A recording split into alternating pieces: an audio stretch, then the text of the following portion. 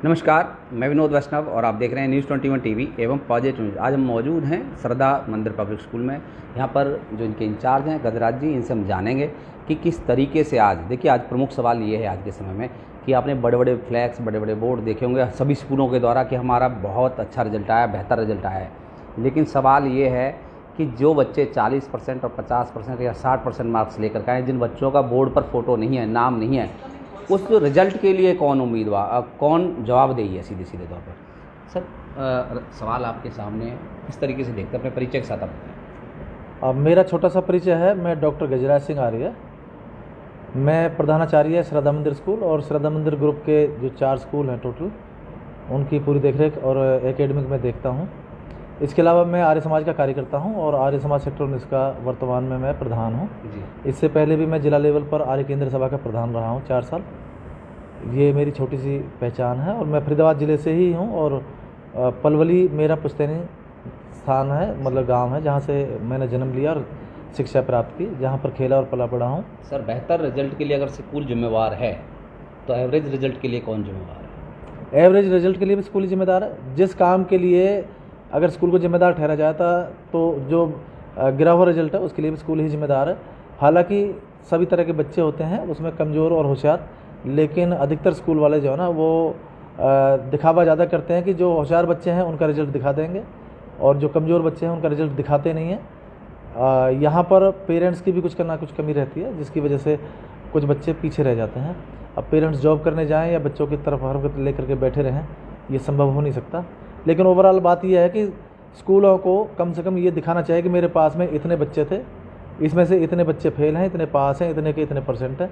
लेकिन होता क्या है कि अधिकतर जो है ना वो ऊंची दुकान फीका पकवान, वो केवल ज़्यादा अच्छे बच्चों को दिखा करके और अपना शो ऑफ करते हैं ताकि ज़्यादा से ज़्यादा बच्चे उनके पास में एडमिशन ले सकें। सर, आपने बड़ी ईमानदारी के साथ ये सवाल का जवाब दिया। बहुत कम स्कूल वाले ऐसा जवाब देते हैं आपकी तरह। अब सीधा सवाल आपसे, कोरोना के बाद नियमित लगभग सभी स्कूल संचालित है अच्छे तरीके से।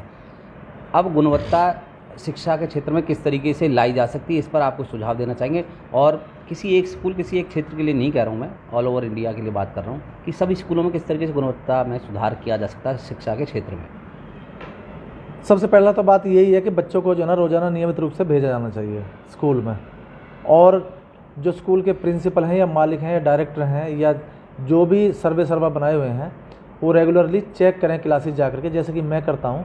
हर बच्चे की पर्सनली कॉपी मंगा करके मैं क्लास में देखता हूँ, उससे सुनता हूँ और उसका काम, उसकी जो मिस्टेक हैं वो भी बच्चे की मिस्टेक है तो बच्चे को भी डांट फटकार लगती है, और टीचर की मिस्टेक है तो ऑफिस में बुला करके टीचर्स को भी रियलाइज़ कराया जाता है। उनसे भी अगर ज़्यादा सख्ती भी बरतनी पड़ती है तो सख्ती भी बरतते हैं, और प्यार से कहने की ज़रूरत है तो प्यार से भी कह देते हैं।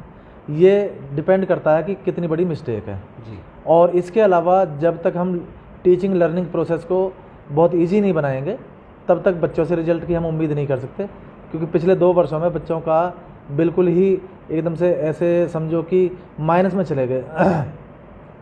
इसके अलावा एक स्थिति ये भी आई है कि जो पिछले 2 वर्षों में बच्चों ने मोबाइल का यूज किया है तो ऑनलाइन क्लासेज कम ली हैं, बल्कि उन्होंने गेम्स ज़्यादा खेले हैं, उल्टी सीधी चीज़ें ज़्यादा देखी हैं, जिसके कारण से बच्चों का मॉरल डाउनफॉल भी हुआ है। इस नैतिक पतन की वजह से बच्चों में बड़ा व्यवहार में उच्छृंखलता आई है, आवारागर्दी आई है। सर, सुधारा कैसे जा सकता है, गुणवत्ता कैसे लाई जा सकता है, सवाल ये है। गुणवत्ता के लिए दोनों पक्ष को जो है ना जिम्मेदारी निभानी पड़ेगी, पेरेंट्स को भी निभानी पड़ेगी। जाकर के शाम को रोज़ाना होमवर्क चेक करें कि होमवर्क मिला कि नहीं मिला है, बच्चे ने कैसा काम किया कि नहीं किया है। इसके अलावा रोज़ाना टीचर्स के टच में रहें। हमने क्या किया हुआ है कि टीचर्स ने सब अपने अपने नंबर पेरेंट्स को दिए हुए हैं, ताकि वो कभी भी जो है ना उनको पूछना पड़े, कुछ भी रिपोर्ट लेनी पड़े तो रिपोर्ट ले सकें। एक तो ये पॉइंट। दूसरा ये पॉइंट है कि टीचर्स पेन लें, और टीचर्स से ज़्यादा पेन लेंगे स्कूल के मालिक, ऑनर, क्योंकि जवाबदेही स्कूल के मालिक की और प्रिंसिपल की होती है। वो टीचर्स को टाइम टू टाइम चेक करें, क्लास में जाकर के देखें, और जहाँ पर कमी दिखाई दे रही है वहाँ पर टाइम दे करके या कुछ बहुत इजी तरीके से, या फिर आप कहें कि भाई टीचिंग एड्स का ज़्यादा से ज़्यादा इस्तेमाल करके और एग्जाम्पल्स दे करके पढ़ाने से सब्जेक्ट मैटर को बहुत इजी बना करके बच्चों के सामने पेश किया जाए। सर, ज़्यादा जिम्मेवारी स्कूल की बनती है अभिभावक की? ज़्यादा जिम्मेवारी, देखिए आप दोनों की मत कहिए, एक की अगर हम जिम्मेवारी तय करें तो किसकी ज़्यादा बनती है शिक्षा में गुणवत्ता के लिए? शिक्षा में गुणवत्ता के लिए तो स्कूल की जिम्मेदारी सबसे बड़ी है, क्योंकि स्कूल अगर अच्छा नहीं है तो पेरेंट्स भी क्या कर लेंगे। इसलिए पहली सीढ़ी जो है ना वो स्कूल है।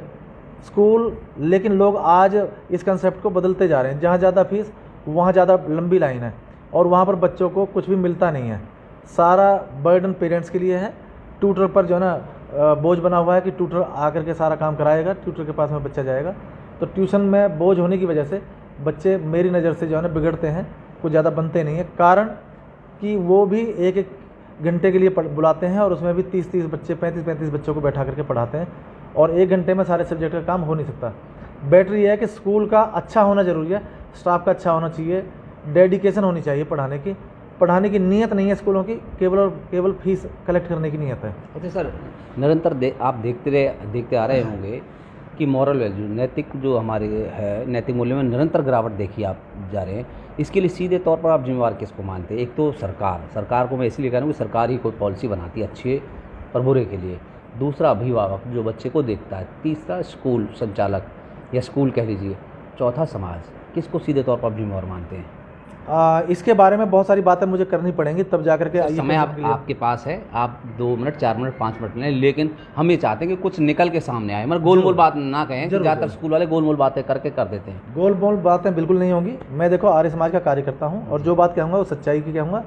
और जो मैंने देखा आपकी बनेगी सर, स्कूल वाले आपको परेशान करेंगे। सर मुझे कोई परेशान करेगा, मैं किसी से नहीं डरता इस मामले में। ठीक है। एक्चुअली होता क्या है कि जितने भी स्कूल वाले हैं उनके दिमाग में एक बात है कि अगर हमने बच्चों को नैतिक शिक्षा या चरित्र निर्माण की बात बताई या उनको मॉरल वैल्यूज पर ज़्यादा जोर दिया तो वो ये सोचते हैं कि हमारा स्कूल तो कई सौ साल पीछे चला जाएगा। जबकि मैं ये जानता हूँ कि जब तक मॉरल वैल्यूज बच्चे के अंदर नहीं होंगी तो अकेले शिक्षा से बात बनने वाली नहीं है। आज बच्चे हमारे जो है ना पढ़ लिख करके अच्छी नौकरी प्राप्त कर लेते हैं, पैसे कमाने की मशीन बन जाते हैं, लेकिन मानवता ना होने के कारण, ये चरित्र का पतन हो जाने के कारण या नैतिकता का पतन हो जाने के कारण जो है ना वो परिवारों को अच्छी तरह से निभा नहीं पा रहे। माता पिता की वैल्यू नहीं समझते और पत्नी पति के साथ रहना पसंद नहीं करती, पति पत्नी के साथ रहना पसंद नहीं करता। इसके कारण जैसे जैसे एजुकेशन बढ़ी है वैसे वैसे जो है ना तलाक बढ़े हैं, परिवार बर्बाद हो रहे हैं। अब इसका सीधा सीधा अगर कोई जिम्मेदार है तो सबसे पहले तो पेरेंट्स हैं। पेरेंट्स भेजना ऐसे स्कूल में जाते हैं जहाँ पर उनके बच्चे सांस भी लें तो इंग्लिश में लें, हिंदी बोले ही ना। हमारी मदर टंग है, हमें हिंदी भी बोलनी चाहिए, हमें सीखनी चाहिए फ्रेंच भी, इंग्लिश भी, और न जाने जितनी भी इस दुनिया के अंदर लैंग्वेज है सब सीखो, लेकिन अपनी मातृभाषा को मत छोड़ो। अगला पॉइंट ये आता है कि स्कूल वालों की जिम्मेदारी ये बनती है, जैसे हम यहाँ पर इस स्कूल के अंदर नैतिकता पर बहुत ज़्यादा बल देते हैं, चरित्र निर्माण पर बहुत ज़्यादा बल देते हैं, क्योंकि इसके बिना किसी भी बच्चे का निर्माण हो नहीं सकता। शिक्षा प्राप्त कर सकता है लेकिन निर्माण नहीं हो सकता, पैसे कमाने की मशीन बन सकता है लेकिन निर्माण नहीं हो सकता। एक अच्छा व्यक्ति बने ना बने इसी की कोई गारंटी नहीं है। इसलिए स्कूल की जिम्मेदारी ये बनती है कि वो एक बार को शिक्षा बच्चा कम प्राप्त कर ले, परसेंटेज कम आ जाए, लेकिन वो एक अच्छा ह्यूमन बीइंग जरूर बने। वेदों में भी एक ही संदेश है, 4 वेद हैं, 20,300 कुछ मंत्र हैं, उनका भी एक ही संदेश है, मनुर्भव, यानी मनुष्य बनो।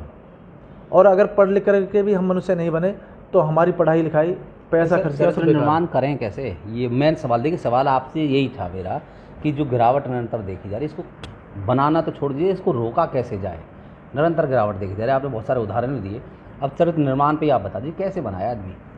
चरित्र निर्माण के लिए अच्छी किताबें इनको लगाना, और जो हमारे वीर वीरांगना हुए हैं, जो समाज सुधारक हुए हैं, उनके जीवन के बारे में बताना, जो आदर्श विद्यार्थी हुए हैं इस देश और दुनिया के अंदर, उनके जीवन के बारे में बताना, क्रांतिकारियों के जीवन के बारे में बताना, और चरित्र के, अच्छे चरित्र के फ़ायदा क्या हैं ये बताना, उसकी वैल्यू क्या है ये बताने से जो है ना इस चरित्र के पतन को रोका जा सकता है जी।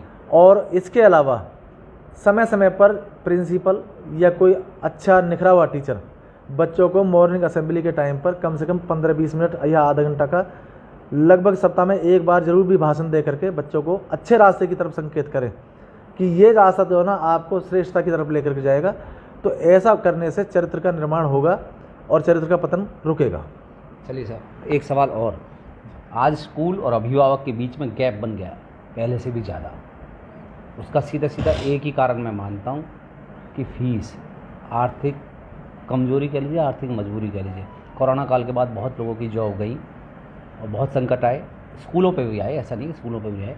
लेकिन क्या आज वो गैप ख़त्म हो गया है? और नहीं हुआ है तो कब ख़त्म होगा और कारण क्या है इसके? यानी कि विश्वास कम हुआ है।